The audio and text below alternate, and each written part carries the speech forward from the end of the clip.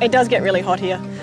So on really hot days, because the kids are so young, I've got to watch them and make sure that they don't overheat too quickly, because they do. It takes probably 15 minutes and they get really hot.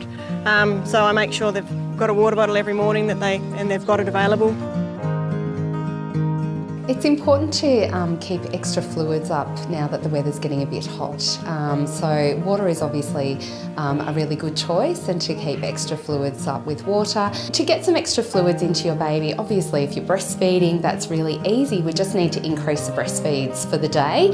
If your baby's being bottle fed, then you can offer some cool boiled water via the bottle in between your feeds, as long as that water's not replacing one of your milk feeds, and that's just an easy way of increasing your baby's fluid intake for the day.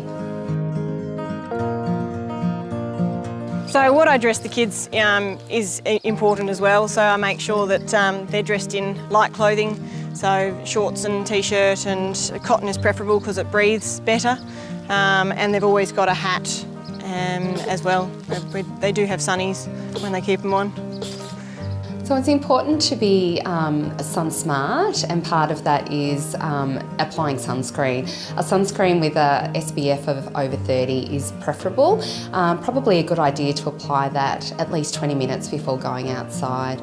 Also, just with babies under 6 months, we can't apply sunscreen, so some light clothing that covers their arms and legs is probably preferable. Also seeking shade so that the children aren't playing out in the direct sun, and planning activities earlier in the day before the UV factor is high.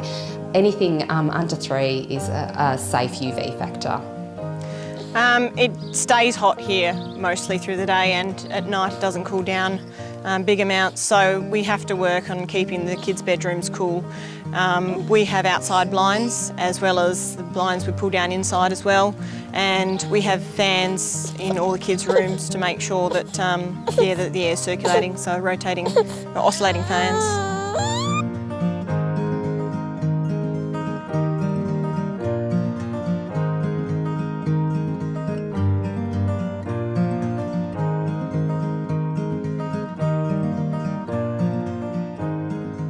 So we need to be particularly mindful of dehydration with the hot weather. Children who are sick with even common colds or gastro are at a higher risk of dehydrating. So we need to make sure that we're keeping their fluids up, and we can also do things like cold compresses or cold baths in order to keep their temperature down.